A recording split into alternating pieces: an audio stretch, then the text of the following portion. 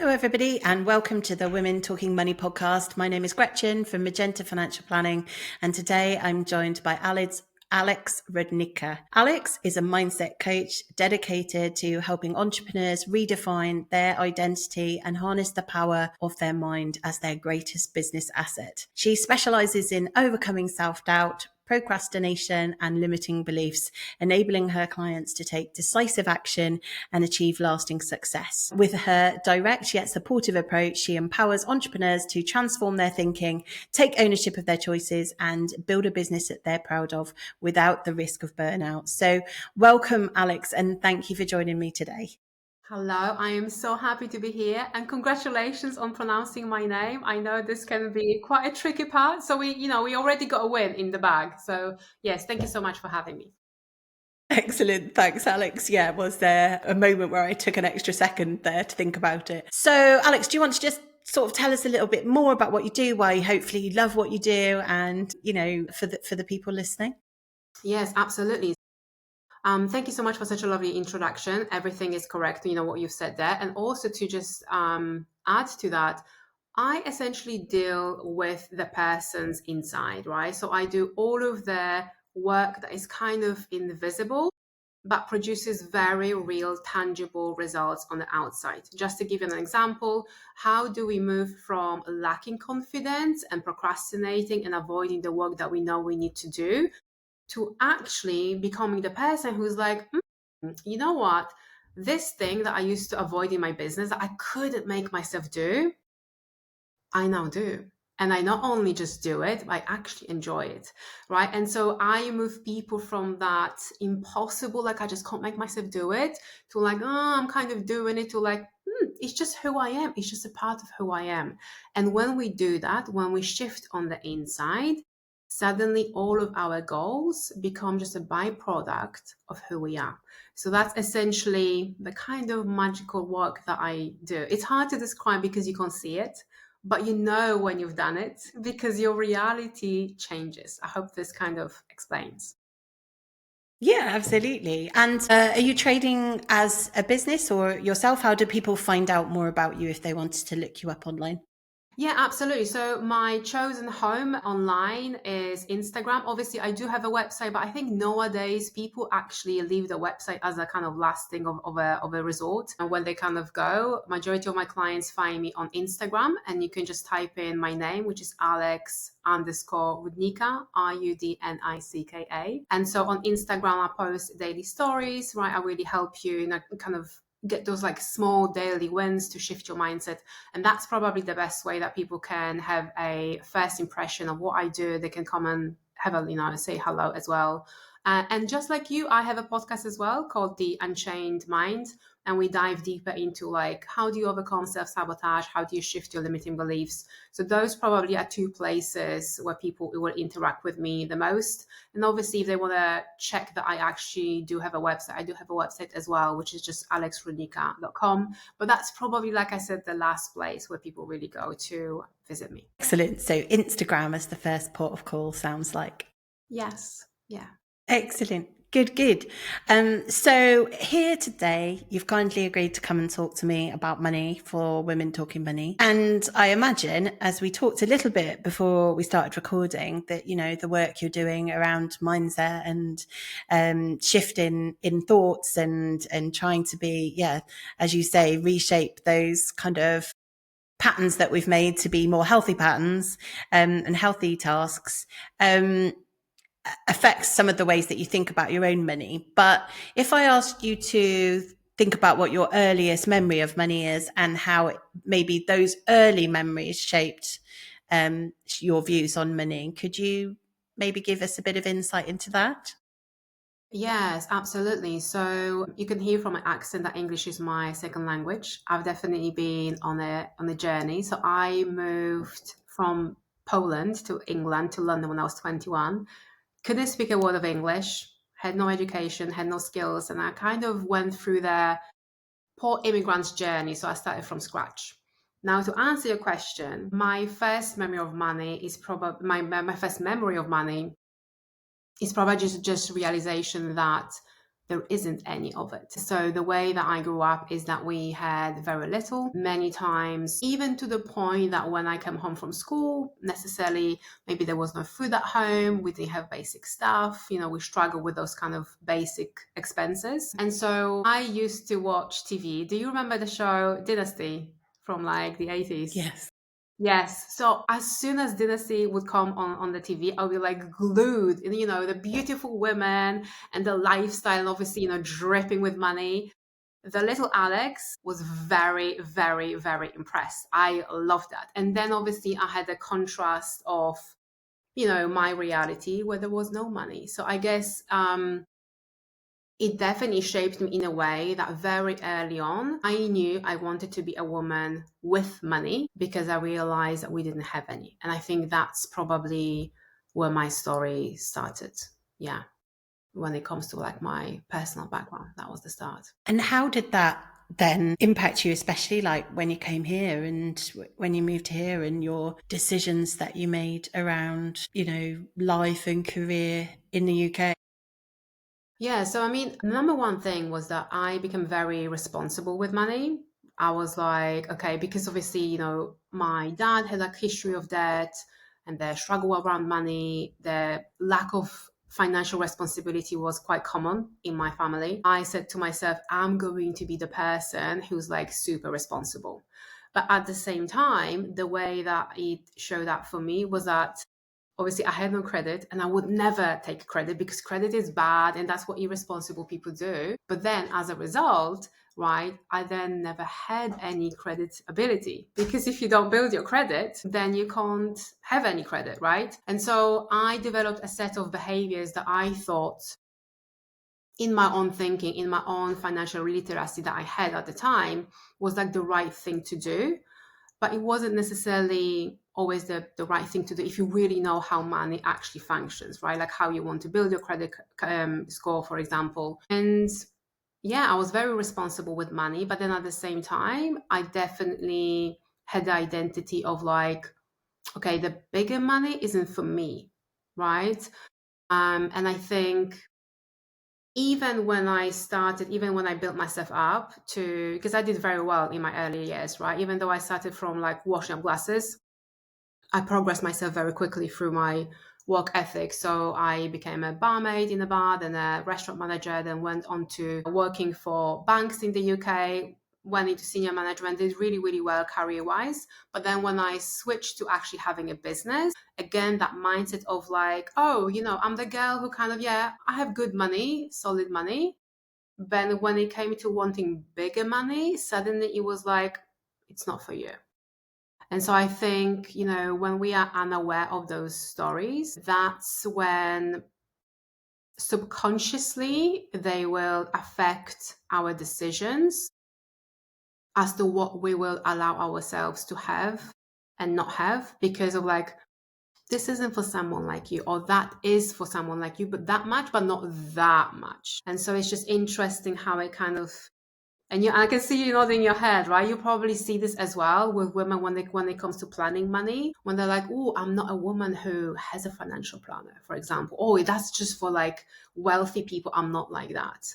Right. And so it's just interesting how those things can show up for us. Yeah, definitely. And understanding, part of having this conversation is starting to hopefully help people think about their money story. And therefore, as you've just highlighted there, are the money blocks, that other blocks that you're putting there that, as you say, mean that you're self-limiting yourself because of the way that you think about those things. And maybe that's because of the way that you were brought up, what you had, what you didn't have, and how that shaped our views. So it's really important to analyze those kind of things.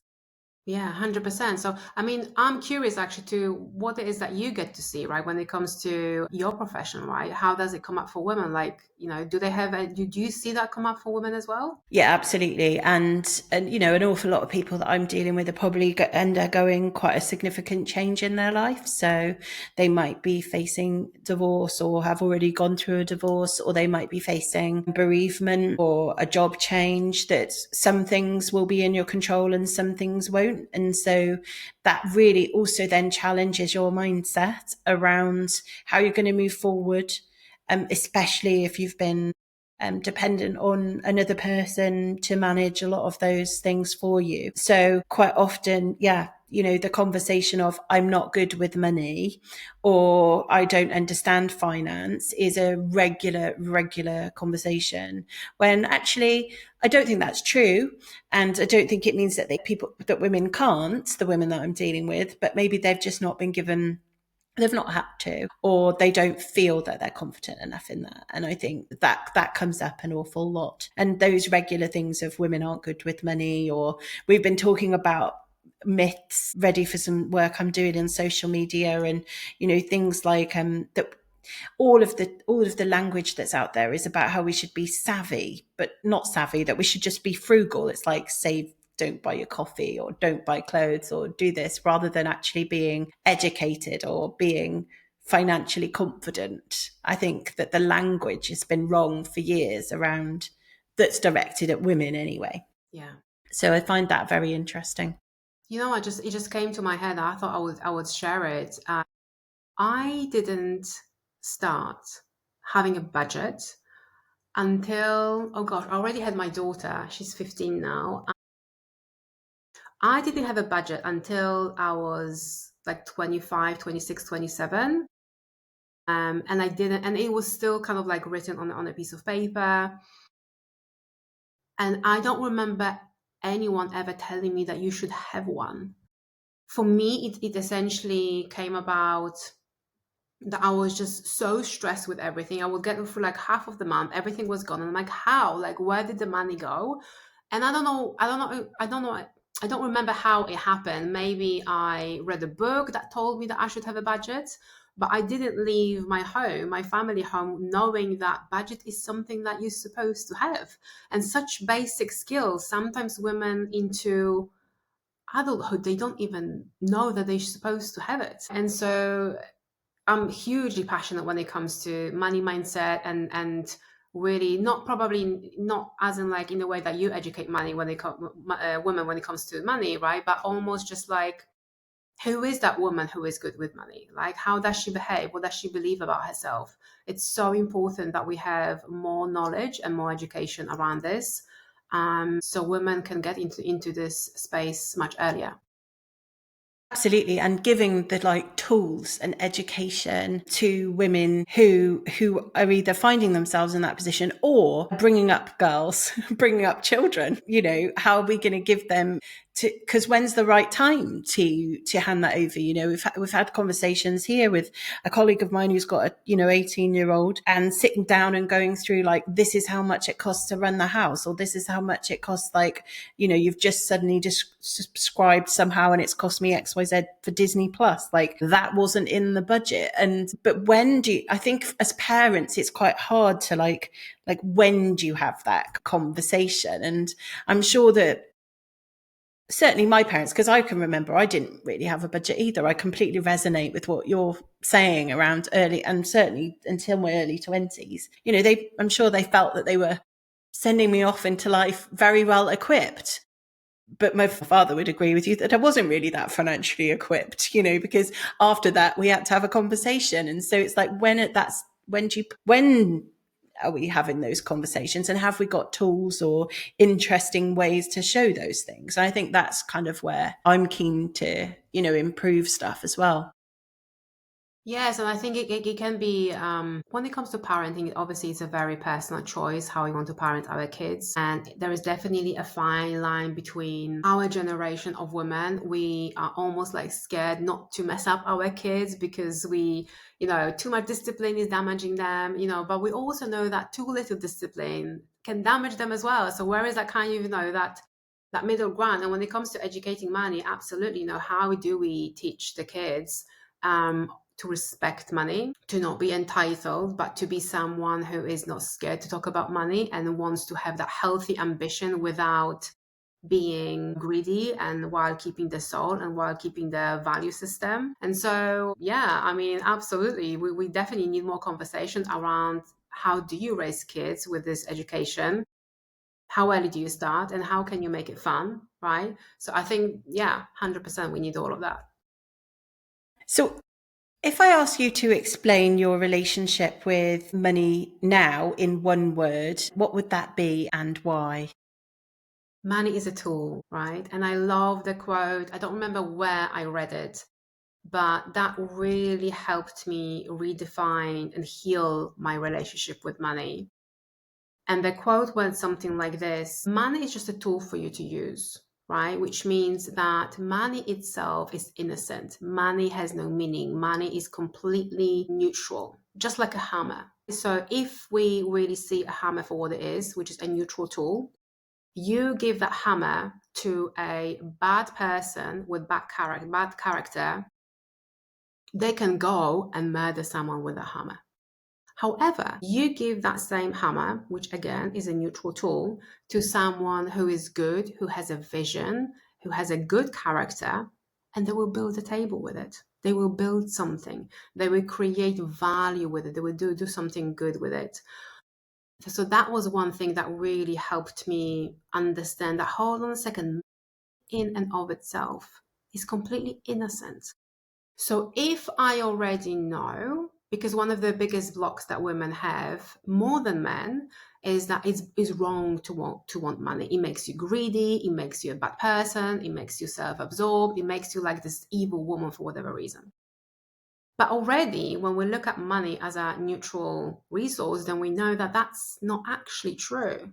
So if I know my soul, if I know that my core is good, if I know that as a woman, I want to contribute to my family, to my community, I want to build a good life, and if I know that my value system is good and solid, therefore, when I get more money, I can do more good, right?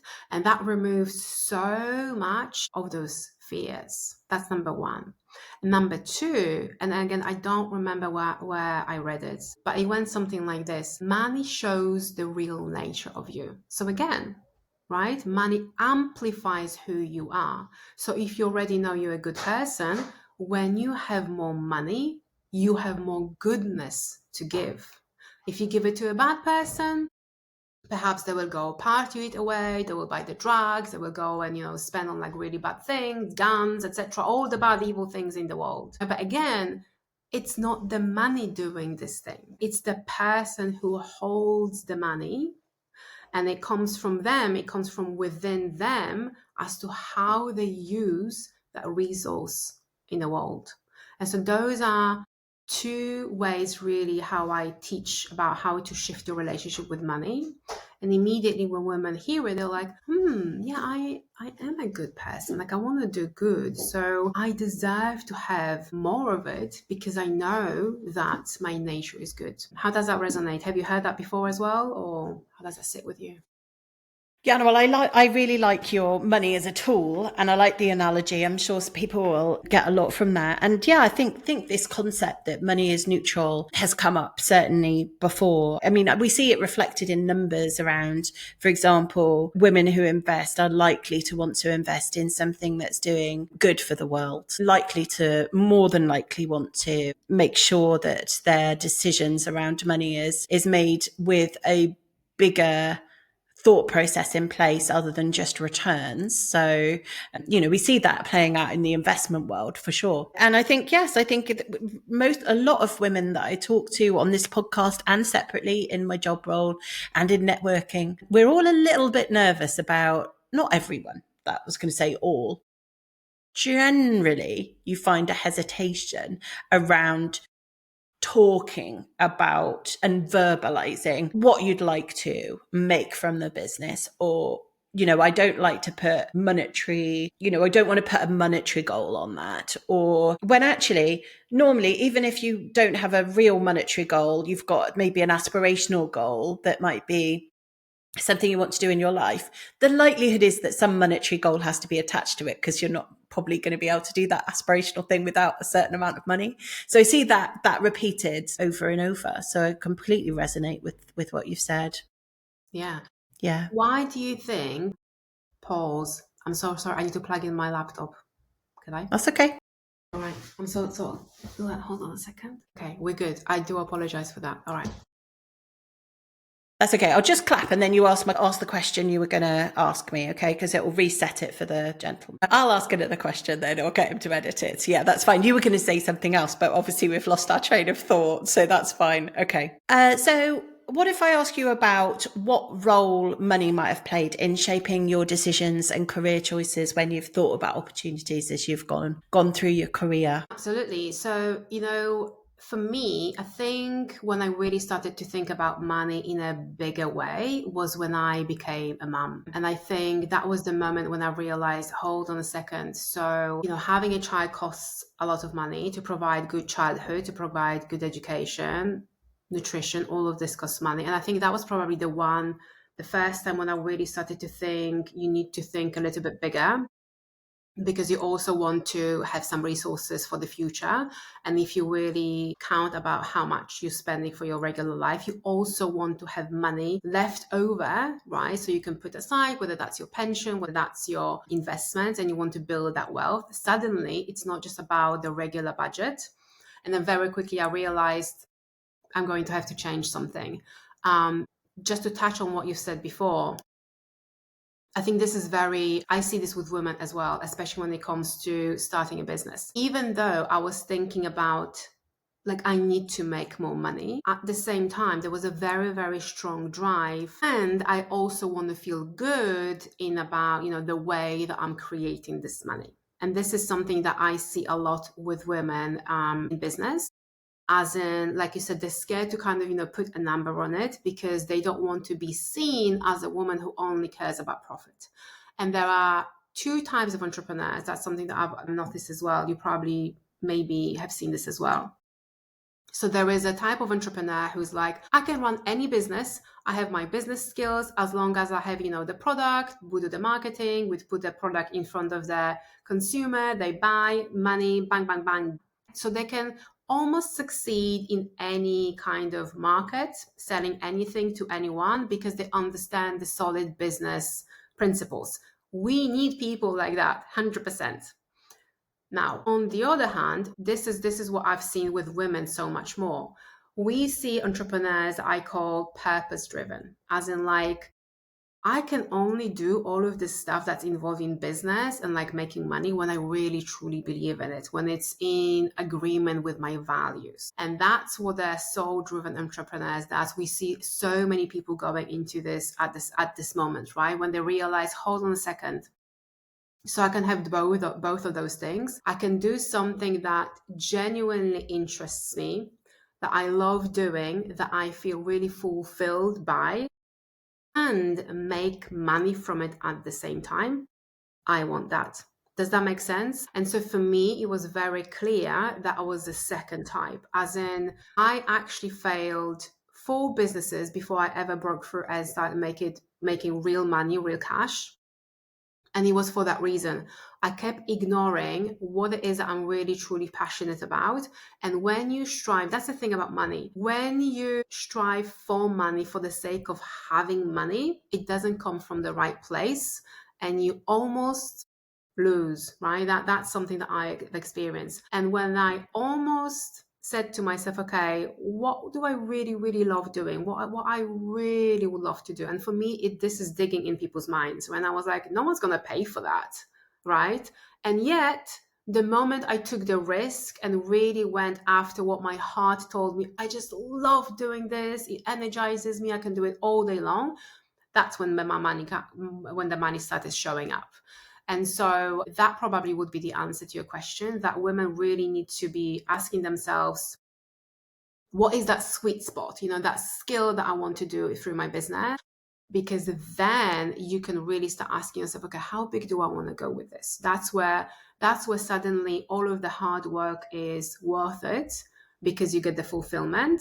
And then you feel good about going and setting the bigger money goals if this is something that you would. Thank you. That was a great answer and loads of really interesting ideas in there. I think there's quite an interesting one. So you were talking about these 2 entrepreneur types of this. I could sell this, whatever this was, I can do it because I understand X, Y, and Z.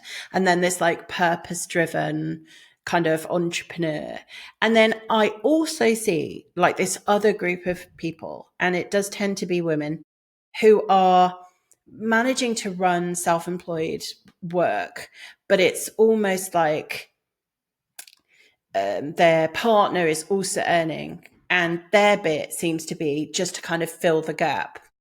And I don't know, it very often then, unfortunately, isn't kind of getting what you've talked about, which is where you sat down and you went, I'm paying the day to day, but what I need is to invest in the future. I need to think about that bit extra. And what I'm seeing is this like gap between women who are running good businesses, but kind of that aspirational of like next step is missing a bit. So can you see that in some of the conversations that you're having as well?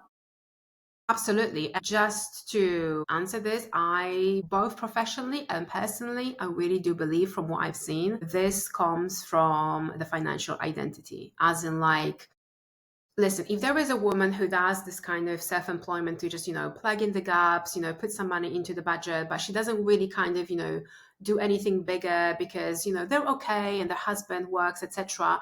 As long as she goes to sleep and she thinks to herself, I'm happy, I'm fulfilled, fine. Because there are women like that as well. And that's absolutely fine, especially, in the years when we are raising our children, when the children are quite young, and we just like, I just don't have the bandwidth to grow the business. Fine. But I think what you're referring to is the woman who perhaps is like, maybe I would want to, but maybe this isn't me. Maybe this isn't for someone like me. Maybe, and can you see like all of this is to do with her self-image and the way that she sees herself. And that's when we enter the conversation of belief systems. What does she believe about herself? Okay, am I the type of woman who only makes that amount of money? But when I really think about, 5xing it or 10xing it, it's like, oh, it's not me. And so she immediately would like shut down, right? All of everything that you've explained there is to do with the belief systems, right? And with the subconscious beliefs that we have and the subconscious programs that we have stored in our mind that will very quietly, very subtly influence our behavior. And so one thing I would say that if someone's listening to that, to do this right now, this woman needs to ask herself a question. What's the truth here? What's the core of the truth, like radical truth here? Am I really, really, really happy? And if that's where she is right now for the next 5 years while she's raising her kids, absolutely. But if there is a little niggle in her soul, yeah, I do have little kids. Yeah, it is hard. And I also would really want to make more. I'm speaking to this woman now, right? That's who we are talking about. She needs to be addressing it. And here is why. I really do believe that when a woman doesn't listen to that whisper, and it is a whisper that comes from your soul, that's, oh, there is more for you. There is more. There is almost, in a way, I'm going to use quite strong words, but I really do believe in it.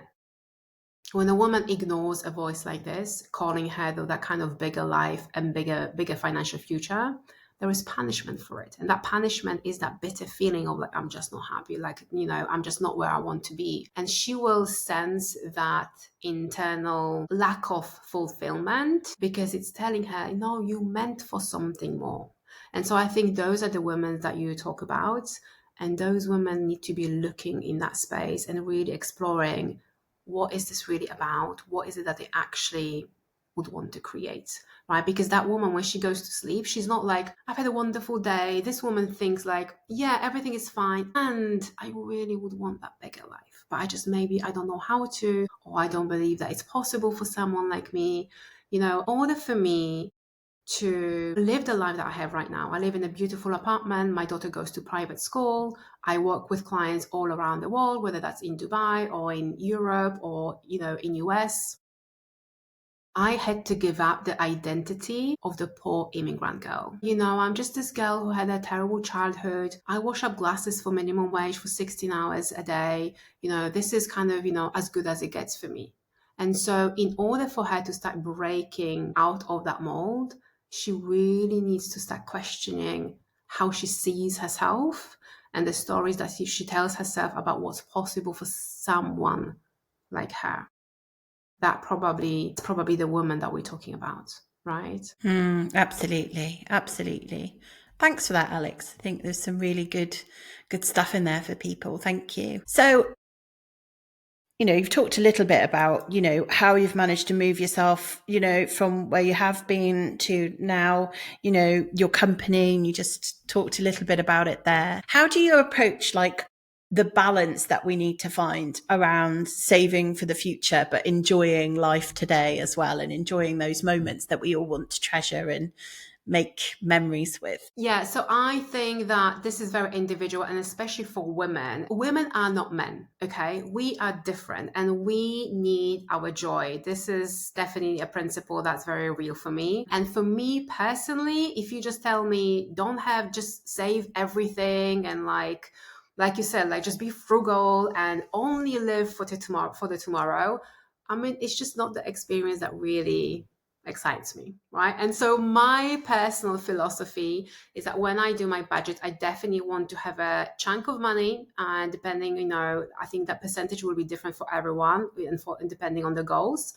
But I definitely have to have some joy money, some spending money, some fun money. I'm definitely one who's like, you know what? I want to have a beauty budget. Yeah, I don't want to be like, go to the cheapest facial, or actually no, I just scrape it because it's a waste of money. When you are making your own money, you definitely should decide in advance what buckets you want to have in your budget. And if you are a woman who likes, like myself, beauty treatments, then allow yourself to have a bucket that this amount of money goes for the beauty. And then let's just get rid of all of the guilt, all of the bad feeling. And it's like, hey, this is my normal budget. This is what I want to have, right? For myself. For someone else, that might not be budget. That might not be beauty. That might be, going out and splurging on like a designer bag. I'm not really into like designer stuff. Not my thing. Beauty treatments, 100%. So really think about what's your thing. Maybe what brings you joy is having fresh flowers.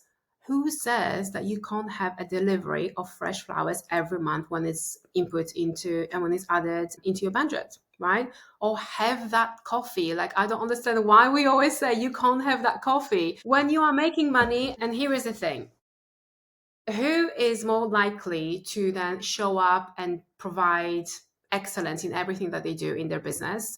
A woman who is deprived, or a woman who is overflowing? And I definitely have seen that women who very consciously decide what it is for them that brings them joy, so that they feel continuously rewarded. And by the way, psychologically and mindset speaking as well, this actually helps our performance, right? Because it gives us the positive reinforcement, because there will be things in our business that perhaps we don't want to do, or we are scared to do, or we just don't enjoy doing. But when we work kind of a little bit harder, we push ourselves, there's that reward waiting for us, whatever that is for you, right? And you have an allowance in your budget for it, guaranteed you're going to show up and do that for yourself. And so my personal philosophy is absolutely decide what brings you that joy. And you know what? Sometimes it might be a little bit less, right? So sometimes maybe it won't be like a super expensive treatment. Sometimes maybe it will be a cheaper one, if that's what you're going through.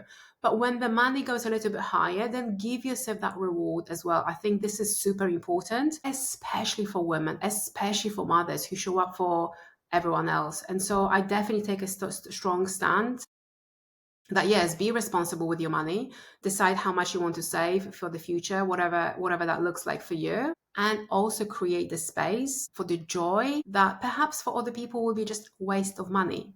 That's fine. Listen, for me, it's all about being conscious. So if you are a type of woman who I just want to have like some cash on hand. So when I see something like a magazine, or I don't know, nice mug or something, I just want to like, just do it. Have a budget that is like your fun budget or your waste budget. And as long as this is thought through and planned, enjoy it. And then you don't have to worry about it. You don't have to feel guilty about it. And when you don't have those negative feelings, what happens then is that you are actually really compliant, as in like you really go by those numbers and you are motivated to create the money that you want to then spend. I hope that this answers your question. Yeah, absolutely. Thank you so much. We're running out of time, so I'd like to ask just one more question before we finish, which is really to try and leave our listeners with a final thought. So what's one thing you'd want every woman to know or think differently about when it comes to money? Absolutely. And the way that I say it is, are you willing to see yourself differently? So, for example, are you willing to see yourself as a wealthy woman, right? As an abundant woman, as a prosperous woman? Because it's all to do with our self-image. And if those words jar with you, if they like trigger something uncomfortable, then that alone is a sign that you need to be looking into personal growth and really seeing, how do I want to define it? Because if you don't feel comfortable with it, even saying it, you won't be able to create it.